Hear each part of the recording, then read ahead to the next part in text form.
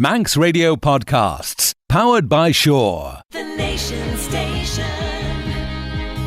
Manx Radio. Hello and welcome to the latest look back at talking heads over the past week. The public sector pensions liability, an increase in the sewerage rate, and voter apathy were all up for debate this week. And so was free parking in Douglas. Here's Stu Peters with more. Talking Heads, brought to you by Magic Carpets, with the only Carndine design showroom on the island. Would waiving parking charges bring you into the centre of Douglas on weekday afternoons? Douglas Council plans to trial free parking at the Chester Street car park after 3 p.m. on weekdays. It's also due to consider a flat rate for Saturday parking at the site. Do you think it's a good idea? Could it draw more people into the shopping area of Douglas? Or is it at a time when people don't want to access the shops? Would it bring you into Douglas Town Centre more often? At last, some common sense about parking charges. They finally realised that they can put the charges up all they like to try and raise money, but that doesn't mean people will pay it. New parking idea seems like a good one to me. Stu, the shops are closed at 5 o'clock, so this is basically just 2 hours free for shoppers. So what's the big deal? Well, it means that people have got the opportunity, if they want to save on car parking, of going down at 3 o'clock. It still gives you a couple of hours to do your shopping. So I would have thought it's a good idea. This from Steve regarding the Douglas parking situation, which I'm sure everybody is familiar with. I can't understand why our government, either local, Douglas Corpy or national, Tynwald, cannot deal or has not dealt with the shocking lack of appropriate parking in Douglas. I'm with you on this, Steve. I say appropriate parking as it's shocking that the solution seems to be heading towards increasing the parking, angled possibly now on both sides of the promenade roadway, as well as occupying Loch Prom during winter months, instead of reducing the amount of parking on one of the island's busiest main arteries. Yesterday, I arrived at Chester Street, just planning on a brief trip into town to the health food shop and chemist. It's because you were going to the health food shop, that's why it got difficult. When approaching the first floor coin machine, I found it to be out of order, so I walked up to the second floor machine to find a piece of grey duct tape taped over the coin slot as well. That wasn't working either, so then I went to the machine at the exit stairwell to join a very upset long line of people waiting to pay for parking on 3 levels. Unfortunately, it would not allow me to pay £1.80 for an hour with no change given because the minimum allowed was £2, which, fair enough, was a large number of hours, but it seems a shame to have to pay £2 for under an hour's parking. We, others in the line, then read the previous no charge on Sunday parking was no longer available until 3 o'clock on Sunday afternoon, i.e. we'll now have to pay for Sunday morning parking anything up to 3 p.m. No wonder one of the ladies was so upset. She stalked off saying that she wasn't going to come back into town with all this hassle, she'd just shop online, which was a very popular statement as many of the others rapidly agreed, but at least stayed in line to pay their dues with great exasperation. When are we going to learn, says Steve. Some good points there. Can't disagree with much of that at all. Let's go to the lines. We've got Harry. I think it's persecuting people to go down shopping. They should make Chester Street free all the time. Right. If they want people to come back down into Douglas, make car parking available down there. There's nothing down there. I think the problem is that if you made it free all the time, then people that work in Douglas would just park in there and the shoppers wouldn't be able to get anywhere near the place. Well, it's another thing that would be abused. I know it's how to police it. I don't know how you do it, But all right.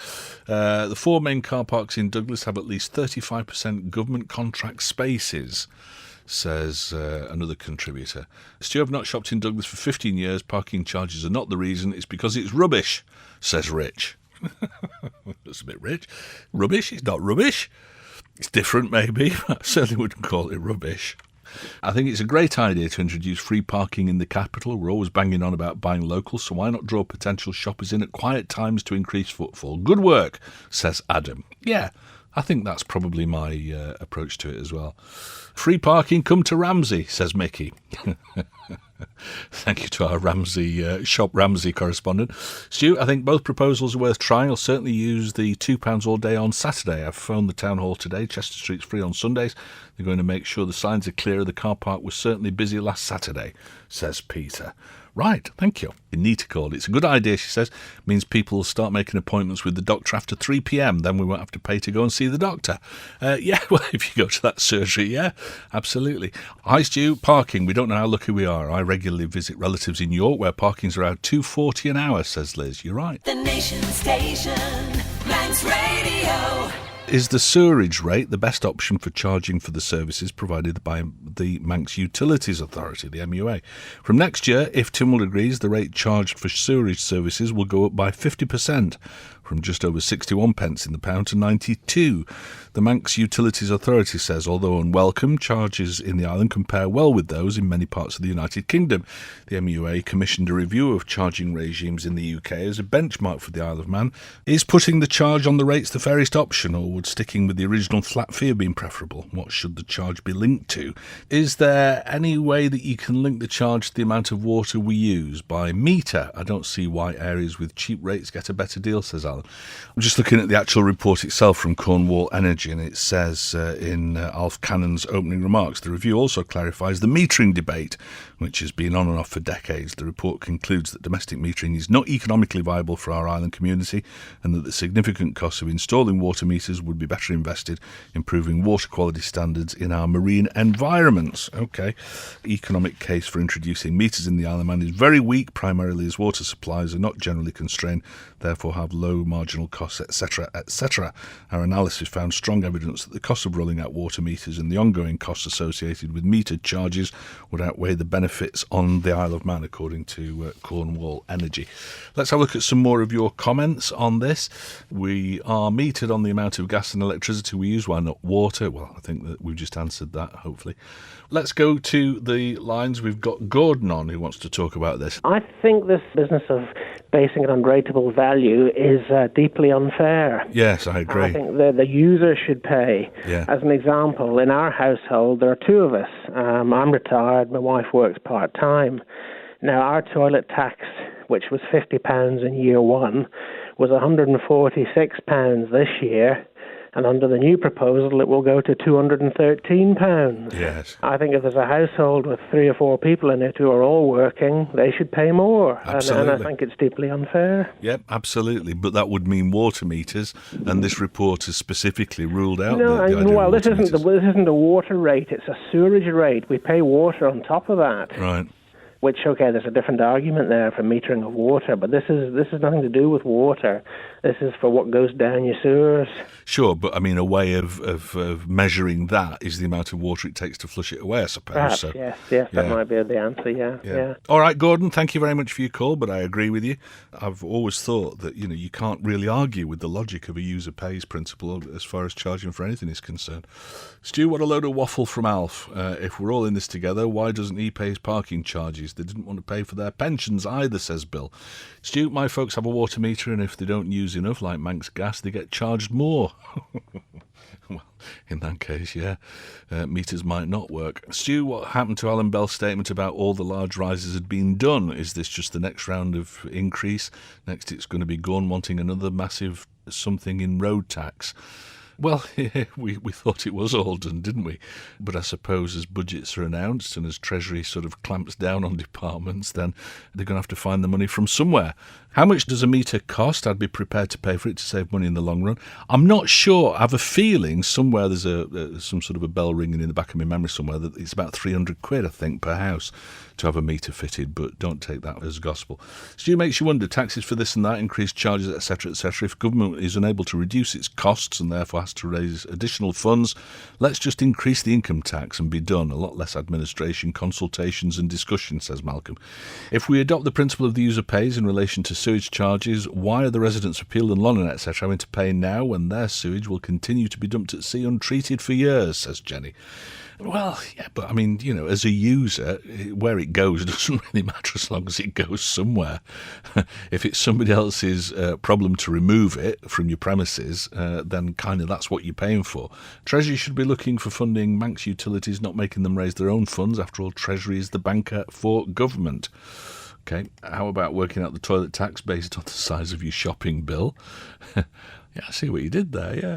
Good afternoon, Stu. Firstly, why no one has ever been held to account for the debt acquired by the now defunct MEA is a scandal. The role of those members of the MEA board and political masters needs to be revisited.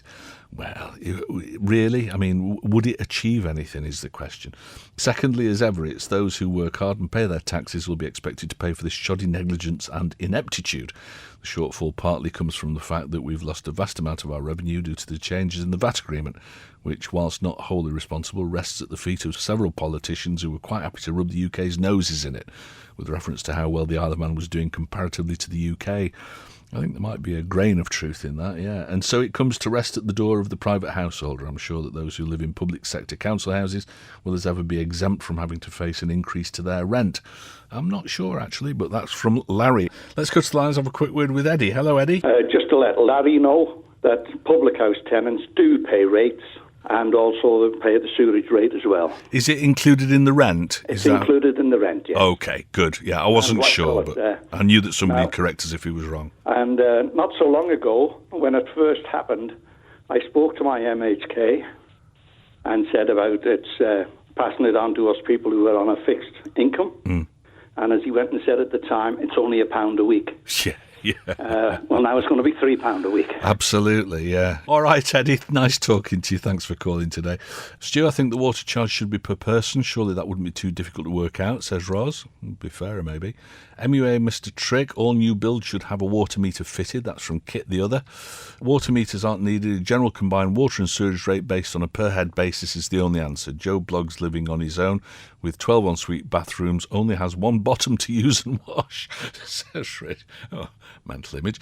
My sewage rate this year was £129.93. My water rate £665. Next year at 92 pence. Sewage will be £195. I live in Ramsey. My rateable value is £212. Just outside Ramsey, rateable values are very low, so this isn't fair. When is the all-island rate going to come in? I wish. That from Roger. This isn't new. It was in Eddie Tear's budget speech earlier this year. Mr. Cannon et al. All voted for it. Now he's hysterical. Couldn't make it up, says Mary. Rob says, I don't know what the charge is for septic tanks. What, Americans? Oh, septic tanks. But it seems it would be cheaper to have one of those. Maybe, yeah. I mean, there's still a charge for septic tanks for, what's it called? Sludge disposal or something like that? Yeah, sludge disposal. Current fee to empty septic tank or to desludge private sewage treatment works is £100 for up to 9,000 litres. The revised fee is rounded to 150, so that's going up 50% as well. My mother-in-law had a water meter installed across and her bills were reduced by 2/3, and at the time there were 3 living in the property. Over here you'd be charged the higher rate, whether it be metered or rated on consumption, if you paid for your own water meter to be installed. I've already checked on this. The main point has to be that across the water, utility companies are all privately owned, therefore make a profit for their shareholders to cover future projects, etc. The bank's utilities, on the other hand, is entirely different. Government run and should therefore not be making profit. It's there to provide a service to the people who elected them, paid for from their taxes already collected annually. I have to question why all the government departments feel that it's acceptable to the people who elected them that they should be looking to grow an income. Surely you should be getting the income by growing the economy, which at this rate isn't going to be easy, given that our Chief Minister wants to encourage younger people over to work here when it's so much more expensive to live in this island. Whilst I know that this is a perfect place to raise kids, the sums still have to add up, as you know. It must be the only thing that's cheaper than the UK. All the other utilities must be the dearest in Europe, if not the world, says John. Very good point. Only improved by the next one, which I've marked as post of the week so far. It's amazing how our prices are compared with across when it's on their side. What about a comparison of gas and electric prices, says Roz. Do you know, Roz, you're absolutely right about that. They do tend to cite UK prices when what they're looking at is favourable. The Nation Station, Manx Radio. Are gas customers beginning to come to terms with the forthcoming changes to the charging structure of bills? The chairman of the Office of Fair Trading has answered questions on the issue in the House of Keys yesterday. When challenged about giving explanations, David Quirk, MHK, suggested to members that they could go and see the gas company. So, is that a politician washing his hands of the situation, or do you think he's got a point? Is it only right that customers contact Manx Gas directly rather than look to the OFT for answers if they've got concerns over the tariff they've been put on? Or should there be a broader political investigation into the issue? What do we got? I just hope that people of On can sit up and smell the gas at the next election. Fingers crossed. I've got a couple of comments actually sharing the love with David Quirk, MHK, but I mean, let's not personalise this. Do we think that the OFT ought to get more involved? Do we think that the politicians generally should get more involved in this? Or is he right? Is it a case of if you've got a grievance about it, talk to the people who are causing the grievance, Manx Gas? It's the Council of Ministers and the Office of Fair Trading who've negotiated this agreement with standing charges, which is going to increase gas prices considerably for a lot of people. David Quirk is the MHK chair of the the Office of Fair Trading, and as such, he should be available to answer questions to the public and not just shirk the responsibility and hide away as he has been recently. I emailed him with questions 3 weeks ago and have never had a reply. Shameful. Let us hope voters remember at the next election. That from Margaret. Ian called the OFT, the politicians and the gas company. No one will say why there's a 200% markup on gas prices in the Isle of Man compared to prices in England and Ireland. Why is there a big difference? Okay. The OFT is there to protect the public from being overcharged and taken advantage of. Quirk should stand down and let somebody with a few guts take on Manx Gas, says David Ramsey. One way to deal with the gas board, pay or ask to be cut off and don't pay rental charge like I did 8 years ago. Okay, how did that work out? Don't suggest that we all refuse to pay and see what happens. Tell us what happened to you. Stuart says, after receiving the gas tariff letter, I thought I might be on one tariff too high, so I contacted Manx Gas's finance manager, pointed out that both my last two bills would have been higher by about 18 quid. She responded by showing the calculations averaged over the previous 5 years, which resulted in the new tariff costing only a few pounds more over a year's consumption. Suggest anybody unhappy with the new method do the same and get the full facts as to how the companies arrived at the new tariff. If incorrect, because perhaps your consumption is much less than the previous occupant, then I have no doubt that they'll recalculate. Thank you, Stuart. Voice of reason there. And that kind of echoes what David Quirk was saying. Don't just sort of go off at the deep end about this. If you're worried about it, investigate it, talk to the gas people and make sure that you have a valid complaint. And if there's something that's wrong in the way that they've calculated your band or your tariff or whatever, then at least they've got a chance to put it right at that stage. Stu, I'm not sure if I'm correct in this, but many years ago a pipeline was laid between the UK and the island. I was told this included a pipe to enable gas to be sent to the island. If this is so, then why are we not being given the right to switch suppliers like the rest of Britain gets to do? If we do have a pipe that can bring gas in, then the government should step in and allow cheaper fuel sources to be available to us all, says Mal. Yeah, I don't know, Mal. Yeah, I mean, yes, it was. My understanding is that it was a gas pipeline between the UK and Ireland, and we took a spur from it. And I think that we charged them something to go through our territorial waters, and that sort of offset the cost of bringing the gas to the island. But yeah, maybe it's something that ought to be looked at. Mr. Quirk sounds like he's passing the buck. He's very well paid to be chair of the OFT, and the very least he can do is answer the concerns of the people he's elected to look out for. Does he really need you to stick up for him, Stu? If he can't stand the heat, he should get out of the kitchen, says Alan. I'm not sticking up for him. Like I say, I'm a gas consumer like you are, and this is going to affect me as well. But I just think that sometimes we personalise things, and I think it's probably ill-advised to blame all this on David Quirk, which is what a lot of people are doing. So I'm just trying to make sure that there's a bit of balance in this. It's not a 200% difference in Isle of Man UK gas prices. It's over 400%, and standing charge is 800%. Just look on Watchdog website. OK, fair comment. I rang David Quirk on Monday dinner time about a concern over Nobles Hospital. I must say how good he was. He called to the house that afternoon to try and sort it out. Thank you, David. Well, there you go. So, yes, not quite so useless. It depends on maybe what you want to talk to him about. David Quirk has suddenly found a level of integrity or professionalism which he's hiding behind and using to justify his silence over the gas issue. He's never found it difficult in the past to share his views and opinions live on air, so what's so different? He's foolish if he thinks the Manx public will swallow this lame excuse. They're much more savvy than he gives them credit for. Incidentally, it's not about individual gas customers, it's about the whole new banding system. Every gas user has a service and meter to their dwelling, so why is everyone on different tariffs? Good luck, David Quirk. Elections are looming, then hopefully you'll realise the depth of feeling for the way that you've handled this, or not. And that's from Jan, who says that she's soon to be an ex-gas customer. Obviously feels very strongly about it. It's the Manx taxpayer that owns the pipeline, not Manx Gas. It doesn't cost 7 pence a unit to pipe the gas over. No transparency in our government. Commercial gas supply in the UK about twopence a unit, yeah. I'm sure that when they did the Manx Gas conversion, the government lent 27 million quid for the infrastructure. That might be why they have to increase the prices to pay for that. Manx Gas installed boilers to big users of gas for free and a certain price for the gas. Who's footing the bill for this? From a fed-up gas user, ripped off again. When is the government going to stop all these increases when salaries are not matching all these rises?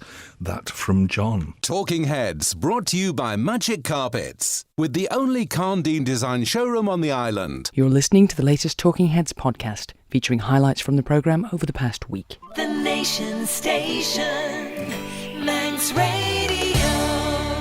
Is enough action being taken to address the government pension shortfall? It's something we talk about quite a lot on this programme. The island's public sector pension liability figure stands apparently at just over £3 billion. That figure was revealed in the House of Keys on Tuesday by Treasury Minister Eddie Tear. It was in answer to a question from Michael member Alf Cannon, who asked what the figure currently stands at. So, should action be taken on this more quickly, or would that be impossible? Is it important that negotiations over reforms are thorough in order to make sure that there's a transition to a more sustainable system? Could knee-jerk reactions to the figure run the risk of ultimately increasing that liability for future generations? Or is drastic action needed right now? Stu, some 25 years ago, workers in the private sector were warned by the UK and Isle of Man governments that we all had to prepare for retirement. Scare tactics by the governments we use, saying that if we don't take action, our retirement state pension pots wouldn't be sufficient to cover our pensions, so we should all take out private pensions. Yes, I vaguely remember that. Many people took the advice of the governments and took out a private pension, paying out in some cases a small fortune over the years. In 2 years' time, I'll reach retirement age, and after paying into a private pension, which at the time promised me a good pension at 65, I now know that I will only get about 30% of what was originally promised when taking it out. And I'm sure there are many other people in the same situation. The government has not protected us after the crash of the banks a few years back, resulting in lost pensions even though we acted on their advice. So why should the rest of us in the private sector be expected to cover the costs to ensure that those in the public sector get their full pension? The public sector pension is not affordable, so what should be done is that those public sector workers with less than 50% in service should have their government-funded pension pots transferred to a private pension provider. This should also be done for new starters. In doing this, it'd take some pressure off the public sector pension pots and the liability on the rest of us to cover the shortfall. The days of government golden pensions are over. As Mr Bell keeps saying, we're all in this together, so let's have action and protect us all, not just the chosen few. That from Colin. Some very, very good points there, Colin. Thank you. Stu, I'm fed up of hearing about the public sector pensions liability being alarming. Here we go. This is the one that I noticed earlier on. This figure has been deliberately presented like this by Eddie Tear and Alf Cannon to raise public opinion against government workers and the ongoing debate on their pensions. It's scaremongering. Obviously, this amount would be spread out over about 40 years, so it's ridiculous to present it in this way. It's like saying, how much will the government spend on running the island for the next 40 years? I'm sure that would be an even more alarming figure, but you just wouldn't present it in this way. I've paid a substantial amount of my wages every month for the last 38 years towards my pension and expect the government to honour the agreement we entered into. Yep, good point. Thank you very much indeed. They can start by stopping retirement when comparatively young all government employees. OK, well, that's maybe something that they can look at, but it needs to be fair because, remember, we're talking about people who've signed up to a package that includes the pension and the rights to retire at a younger age maybe or whatever. And I don't know that it's fair that you can just... And people will say, well, if you've got a private pension and you've lost half of it because of the markets or whatever, that's not fair either. No, it's not, but that doesn't justify being unfair with people in the public sector. So I think that the comment that Colin made earlier on, that maybe people who are only halfway through the careers, ought to be gradually changed over to a different system. I think that that's probably fair, but people who've got, 20 odd, 30 years of work paying into the public sector pension fund, to change things overnight for them wouldn't be fair. I think we've got to be a bit careful about this. They don't have the dough to transfer all those pension pots to a private scheme, says John. That's something that crossed my mind, actually, listening to the Treasury Minister. He said, this is only 3.03 billion if everybody withdrew it at the same time, which they couldn't do. I suppose if they were to transfer this into a private scheme or transfer people, as Colin said, who've got 50% service or whatever into a private scheme, that would be a huge hit, and they can't afford to do it, I wouldn't have thought. Pension liability, I'd like to know how much of the 3 billion relates to MHK's MLCs past and present, says Tony. I don't know.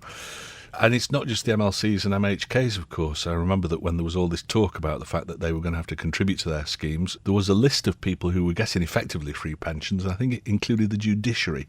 I think the judiciary at that time, whether or not it's changed, I don't know, they effectively had a non-contributory, very gold-plated pension scheme. I don't know, like I say, whether or not that's changed or not. It's very well penalising current and future new entrants, but what about the ones on great deals now? Who made the mistakes and why should they get away with it? Okay. So, Stu, you keep saying that MHK's civil servants only get what they're entitled to under agreed contracts. There's nothing that can be done. So did the bus drivers see what government did to them, eh? Okay, well, yeah. They keep going on about government having a shortfall in pensions. Workers are paying 35 million in, but the money being paid out means that there's a 75 million shortfall. I've worked for government for more than 30 years, and every year we get a letter about our pensions which says that government's paying 18% towards each worker's pensions each month. Why is this never mentioned? They're making out that workers aren't paying in a fair share, but the contract says the government, as the employer, is paying in as well. So it will cost government something to pay out the pensions, but that's never mentioned. I'm not a big enough expert on these things to give you a point of view on that, but I'm sure that somebody listening will. Stu, we all signed up to agreements years ago. Hard luck. Welcome to the real world, says John. Well, yeah.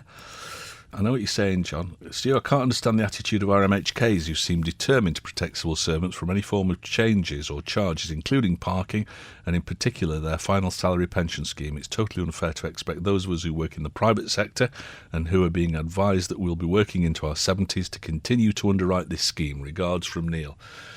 Good points, Neil. Yeah, and well, it is especially aggrieving when we're being told that we're going to have to work up until being virtually 70, and then we're hearing stories about people who are retiring at 50 or 55 with a very nice pension, final salary pension scheme. That is very irritating, I have to admit. But what do we do about it as a fair society? I'm not sure. If you've got a thought, let us know. I paid into the government pension when I could ill afford it, but I'm now glad that I did, says Liz. I'm sure, yeah. I would suggest that most people can't afford a pension when they start paying into it because you're young and it's a million years away, isn't it, retirement? You need the money there and then. But, it's one of those things. Stuart, to be a start if everybody paid in their fair share, says Robbie. Yes, there is that. And it's not just the paying in, it's the return on the amount that you paid into it. There needs to be a closer link between what you paid in and what you take out. Government only have to transfer future pension contributions to a private provider and protect what's been paid in by the public sector worker today. This is a massive saving and workable. Okay. These pensions have to be scaled right back now, regardless of promises made or contracts signed. If things don't change, then this government will be bankrupt in 5 to 6 years. It's as simple as that. This is a very good point, actually. Government workers can bleat all they like, but if there's no change, then there'll be nothing for anyone. Also, the public can't be expected to bail the favoured minority out. It's totally unfair, regards from the Manxman. I don't disagree with any of that, to be honest. I think you're quite right. Government can break contracts. They proved this with the bus drivers when they changed their terms and conditions greatly. Over generous, I'm projected to get 8,500 quid after 33 years. Won't even pay the rent. Could you live on it? Well, I couldn't personally, because obviously I've got a private jet to keep going and a caviar and champagne lifestyle. And then I wake up cold and lonely and hungry. But, well, it depends on what you paid in, I guess. The Nation Station, Manx Radio. Should there be a review of the system of voting here in the Isle of Man? Yesterday's by-election for Douglas East drew just 30% of the electorate in the constituency out to cast their votes. With 7 candidates contesting the seat, the vote was split, with the winning candidate, John Jockin, securing 159 votes.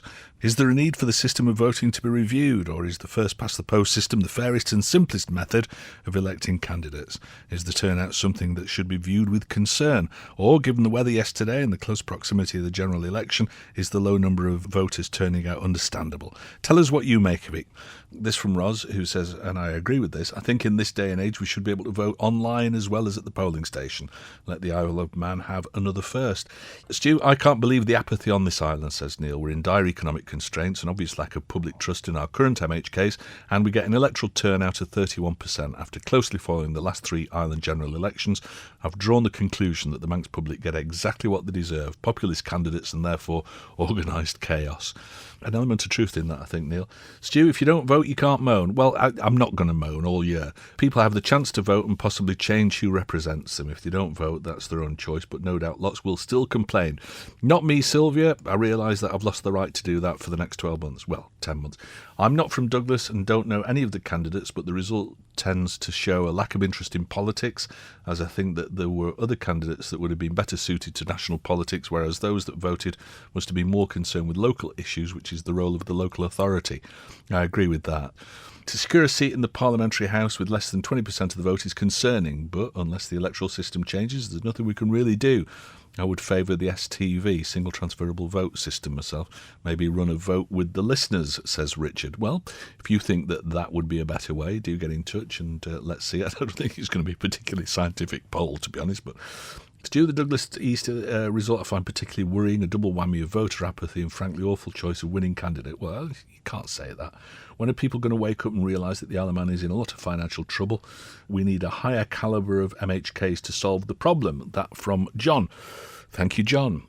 Businessmen, bottom of the poll, another postman at the top, it's a joke. Well, that's a bit unfair, really. John Jockin, I mean, he was a Douglas councillor, wasn't he, up until recently? He stood for election before in Douglas East, so, he's obviously somebody who's got a keen interest in politics. So, to say he's a postman, and that's what democracy is all about.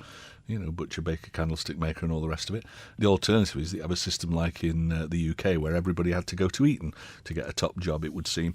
Would we want that? I would suggest probably not. Hello, it's not a civic duty, it's your privilege not to vote. Thousands died to give you the freedom to choose, says Ted. Thank you, Ted. Well, that makes me feel a little bit better about my lax self yesterday. Stu, anybody not voting because they aren't happy with the candidates in front of them really should spoil their paper. This is counted and can provide a real measure of disillusionment with quality of candidates as opposed to apathy, says Mick. OK, fair dues. Let's go to the lines. Hello, Brian. Well, I think it's made a mockery and a laughingstock of the political system over here. Yeah. We've got a parliament at the moment which are, in the eyes of the public, not very good because they've saddled us with all types of, increased costs, with high energy costs, all manner of debts, toilet taxes, etc. Yeah. And you're right what you say that these people in their manifestos claim that they're going to do this and that and everything. And you're right, they can't do it because what happens is the chief minister surrounds himself with his own little gang. And if you don't vote the way the chief minister goes, you're out and you lose financially. The whole system needs a massive overhaul here. Yeah. You can't have it. When I vote for my people, and I always make sure I vote for them as independents based on their manifestos. Yeah. As soon as they go into the House of Keys, if they go into the Council of Ministers, they then become a political party. Yeah. They become the political party of the Chief Minister. And they must do as he says or they're kicked out. And we've seen it time and time again. But the other thing, Brian, is that, if you're an outsider to politics and you can see what's wrong with the island and you go in with all these great ideas, for all the right reasons, it might well... I sometimes think that when you get inside the system and people take you to one side and say, hey, listen, this thing about the, what you wanted to do with that, great idea, but it's never going to happen because X, Y, and Z. And I think that probably happens a lot. So I don't necessarily think that it's collusion or that it's, a broken system. I just think that people have maybe got unrealistic expectations at times. Yeah, and you're right, because, obviously you have to take every manifesto with a pinch of salt. If you believe everything, you'd be in cloud cuckoo land. But I just feel that if you vote someone as an independent, then that's how they must... we don't have party politics over here. Sure. Whereas in the UK, we vote everyone as independent. Yeah. And then as soon as they're voted in and they're safe, they become a party. Yeah. But the other thing I was going to say as well, Stu, was... I think most people agree 24 MHKs in this day and age is far too many people for this island. Right. Now, that would have been a classic chance whereby they brought in a system. If only 30%, I think it did 30% actually turn out last night to vote. Yeah. Now, that's terrible, that. I would honestly say, my opinion is, if only 30% of people are bothered to go out and vote, then to me, those MHK slots should be lost. It'd be a great way to start reducing the number of MHKs. Well, if you don't reach a certain percentage... I think somebody suggested earlier in this week that maybe what they ought to do is that if it's, the year prior to a general election, they don't have any by-elections, so they just leave the seat vacant, certainly until the next election. To suggest that maybe, you don't need that seat if people aren't that keen to vote for it, that's another way of looking at it, certainly. And then that way, the government who keep telling us that we're all in it together, then one or two of those could kind of reduce the numbers and, put their money where their mouth is. All right, good stuff. I think the ballot paper should be the same as the Americans, with a box to tick stating none of the above are suitable, therefore this fiasco would have been avoided. That's from Sensible Steve.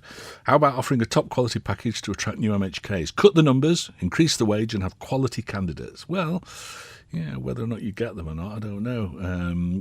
You might still have people that you don't think are high enough quality, and you're just paying them a lot more money then. You can vote, or you can show what a waste of time it is by not voting, and I'll carry on moaning because that's my right. Well, I can't disagree with that.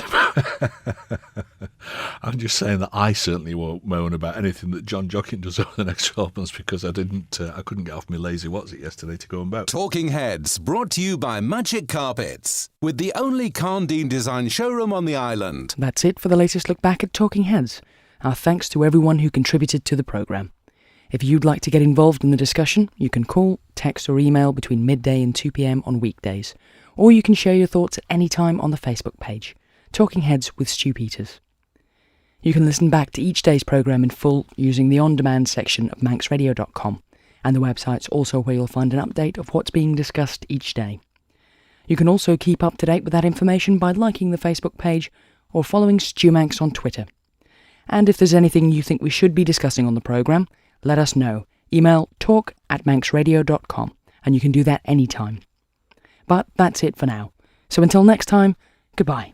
Don't sit in the slow lane. Join the fast lane right now with Shaw's all-new Superfast Plus broadband. Enjoy more bandwidth, amazing speeds and the best value on the island from just £23.95 per month. So don't be left behind. Get a piece of the high-speed action with Superfast Plus broadband from Shaw. For details, visit our stores in Douglas, Ramsey and Port Erin or click shaw.com. Love being Shaw. Terms and conditions apply.